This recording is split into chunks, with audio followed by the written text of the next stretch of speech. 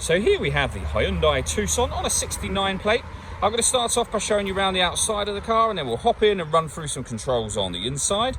But from the outside, you can see it's a 5-door car with alloy wheels and tinted windows. Let's start off inside the boots and then work our way around the rest of the car from there. So as we approach the boots, you can see we've got plenty of space in there, along with that 60/40 split folding rear seat. And then this tray section will lift to reveal a space saver spare wheel. Okay, so we're just going to work our way back round to the front of the car, and then we'll hop in and run through some controls on the inside. But now that we've done a full circle of it, you can see it's in excellent condition the whole way round. Just briefly before we climb in, I think it's well worth seeing the interior from this exterior point of view. There's plenty to run through on the dashboard, so let's hop in and we'll do that right now. Okay, now that we're inside the car, we're going to start with the dials. On the left-hand side, we have the rev counter, and on the right-hand side, the speedometer and fuel gauge. In the middle, you can see the total miles for this car, which are 9,224. Above that, we have a digital readout for the speedometer. The information displayed there can be changed using controls on the steering wheel, and there are various other menus as well, so satellite navigation, your lane assist, user settings, and then back round to the beginning again. And the buttons I was using to do that are on the right hand side just here. We've also got cruise control and speed limiter over that side. On the left hand side, we have stereo controls and phone controls, including voice activation. You won't be able to use that until such time as you pair the phone up, and that is done up here on the touch screen.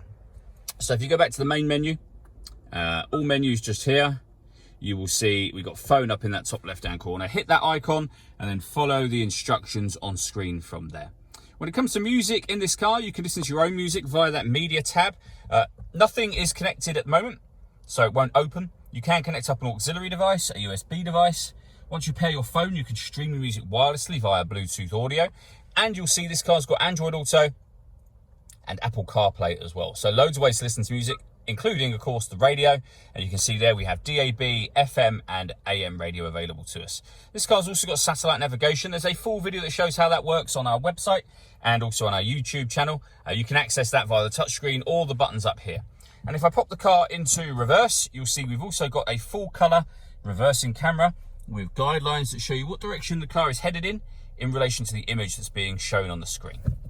Working our way down, we have dual zone climate control. So you can adjust the passenger and driver temperatures. You can increase and decrease the fan speed. You can determine where you'd like the air to be directed once it enters the car. At the moment, the air conditioning is off. This button turns it on. You can see there's a light that comes on, and it'll tell you just there. To turn it off, just hit the same button again, or hit auto. The car will now take control of the fan speed to maintain the temperatures that you've asked for.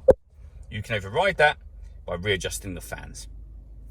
Underneath that section, we have two 12-volt charging sockets, as well as the auxiliary and USB inputs.